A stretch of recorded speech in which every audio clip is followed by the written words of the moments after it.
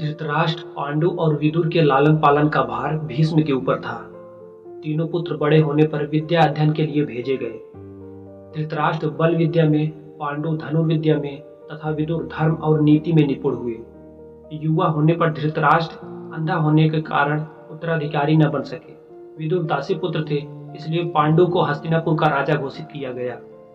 भीष्म ने धृतराष्ट्र का विवाह गांधार की राजकुमारी गांधारी से कर दिया। गांधारी को जब ज्ञात हुआ कि उनका पति अंधा है, तो उन्होंने स्वयं अपनी आंखों पर पट्टी बांध ली। उन दिनों यदुवंशी राजा सूरसेन की पुत्री कुंती जब सयानी होती है, तो पिता उन्हें घर पर आए महात्माओं की सेवा में लगा दिया। पिता के अतिथि गृह में जितने भी साधु महात्मा, ऋषि मुनि आदि आते, कुंती उनकी सेवा मन लगाकर किया करती थी। एक बार वहां दुर्वासा ऋषि आ पहुंचे। कुंती ने उनकी भी मन लगाकर सेवा की। कुंती की सेवा से प्रसन्न होकर दुर्वासा ऋषि ने कहा, पुत्री, मैं तुम्हारी सेवा से अत्यंत प्रसन्न हूँ, अतः तुम्हें एक मंत्र देता हूँ, जिसके प्रयोग से तू जिस देवता का स्मरण करेगी, वह तत्काल तेरे सामने प्रकट हो जाएगा और तेरी मनोकामना पूरी करेगा। इस प्रकार दुर्वासा ऋषि कुंती को मंत्र देकर वहां से चले गए। एक दिन कुंती ने उस मंत्र की सत्यता की जांच करने के लिए एकांत स्थान पर बैठकर उस मंत्र का जाप करते हुए सूर्यदेव का स्मरण किया। उसी क्षण सूर्यदेव वहां प्रकट होकर बोले, देवी, मुझे बताओ, तुम मुझसे किस वस्तु की अभिलाषा करती हो? मैं तुम्हारी अभिलाषा अवश्य पूर्ण करूंगा। इस पर कुंती ने कहा, हे देव, मुझे आपसे किसी भी प्रकार की अभिलाषा नहीं है। मैंने तो बस मंत्र की सत्यता परखने के लिए ही उसका जाप किया है। कुंती के इन वचनों को सुनकर सूर्यदेव बोले, हे कुंती, मेरा यहाँ आना व्यर्थ नहीं जा सकता। मैं तुम्हें एक अत्यंत पराक्रमी तथा दानशील पुत्र प्रदान करता हूँ। इतना कहकर सूर्यदेव अंतर्ध्यान हो गए। कुंती ने लज्जावश इस बात को किसी से न कह सकी। समय आने पर उसके गर्भ से कवच कुंडल धारण किए एक पुत्र उत्पन्न हुआ। कुंती ने उस बालक को एक मंजूषा में रखकर रात्रि बेला में गंगा में बहा दिया। वह बालक बहता हुआ उस स्थान पर पहुंचा जहां पर धृतराष्ट्र का सारथी अधिरथ अपने अश्व को गंगा नदी में पानी पिला रहा था। उसकी दृष्टि कवच कुंडल धारी शिशु पर पड़ी। अधिरथ निसंतान था, इसलिए उसने बालक को अपनी छाती से लगा लिया और घर ले जाकर उसे पुत्र के रूप में पालने पोषने लगा।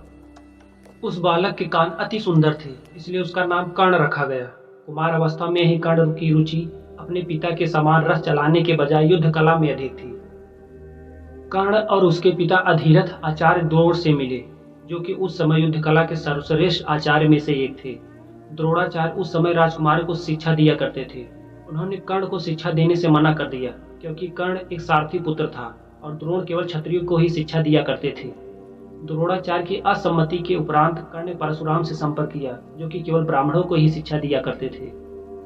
कर्ण ने स्वयं को ब्राह्मण बताकर परशुराम से शिक्षा का आग्रह किया। परशुराम ने कर्ण का आग्रह स्वीकार कर लिया और कर्ण को अपने ही समान युद्ध कला और धनुर्विद्या में निष्णात किया। कर्ण की शिक्षा अपने अंतिम चरण पर थी। एक दोपहर की बात है, गुरु परशुराम कर्ण की जंघा पर सिर रखकर विश्राम कर रहे थे। कुछ देर बाद वहां पर एक बिच्छू आया और कर्ण के दूसरी जंघा पर काटकर घाव बनाने लगा। गुरु का विश्राम भंग न हो, इसलिए कर्ण बिच्छू को दूर न हटाकर उसके डंक को सहता रहा। कुछ देर में गुरु जी की निद्रा टूटी और उन्होंने देखा कि कर्ण की जांघ से बहुत खून बह रहा है। उन्होंने कहा कि केवल किसी क्षत्रिय में ही इतनी सहनशीलता हो सकती है कि वह बिच्छू की डंक को सह ले, किसी ब्राह्मण में नहीं। और परशुराम जी ने उसे मिथ्या भाषण के कारण श्राप दे दिया कि जब भी कर्ण को उसकी दीक्षा की सर्वाधिक आवश्यकता होगी, उस दिन वह उसके काम नहीं आएगी। कर्ण को यह नहीं ज्ञात था कि वह किस वंश से है। कर्ण अपने गुरु से क्षमा मांगी और कहा उसके स्थान पर यदि कोई और भी शिष्य होता, वो भी यही करता।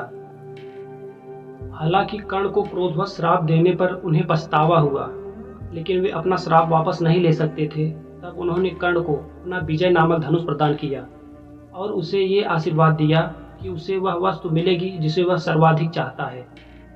कुछ लोक कथाओं में माना जाता है कि बिच्छू के रूप में स्वयं इंद्र भगवान थे, जो कर्ण की वास्तविकता क्षत्रिय पहचान को उजागर करना चाहते थे। परशुराम जी के आश्रम से जाने के बाद कर्ण कुछ समय तक भटकता रहा। इस दौरान वह शब्दभेदी विद्या सीख रहा था। अभ्यास के दौरान उसने एक गाय के बछड़े को वन्य पशु समझ लिया और उस पर शब्दभेदी बाण चला दिया और बछड़ा मारा गया। तब उस गाय के स्वामी ने कर्ण को श्राप दिया कि जिस प्रकार उसने एक असहाय पशु को मारा है, वैसे ही एक दिन वह भी मारा जाएगा, जब वह सबसे अधिक असहाय होगा और जब उसका सारा ध्यान अपने शत्रु से कहीं अलग किसी और काम पर होगा। इस प्रकार कर्ण परशुराम का एक अत्यंत परिश्रमी और निपुण शिष्य बना। गुरु द्रोणाचार्य ने शिष्यों की शिक्षा पूरी होने पर हस्तिनापुर में एक रंगभूमि का आयोजन करवाया। रंगभूमि में अर्जुन विशेष धनुर्विद्या युक्त शिष्य प्रमाणित हुए। तभी कर्ण रंगभूमि में आया और अर्जुन द्वारा किए गए कर्तव्यों को पार करके उसे द्वंद्व युद्ध के लिए ललकारा। तब कृपाचार्य ने कर्ण के द्वंद्व युद्ध को अस्वीकार कर दिया और उससे उसके वंश और साम्राज्य के विषय में पूछा, क्योंकि द्वंद्व युद्ध के नियमों के अनुसार केवल एक राजकुमार ही अर्जुन को द्वंद्व युद्ध के लिए ललकार सकता था।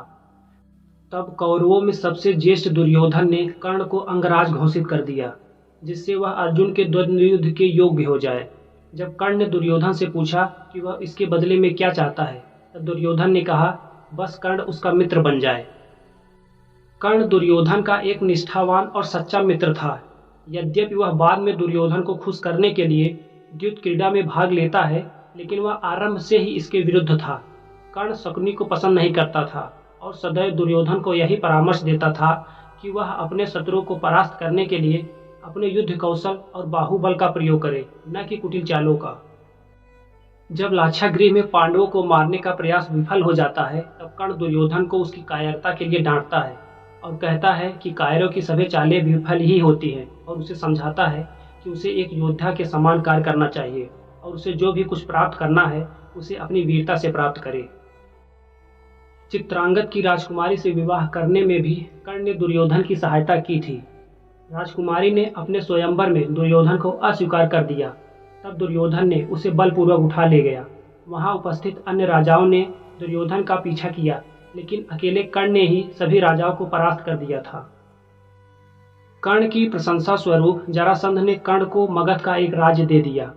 भीम ने बाद में श्री कृष्ण की सहायता से जरासंध को परास्त किया, लेकिन उससे पहले कर्ण उसे परास्त किया था। कर्ण ने ही जरासंध की दुर्बलता का उजागर किया था कि उसकी मृत्यु केवल धड़ से पैर को चीरकर ही किया जा सकता है।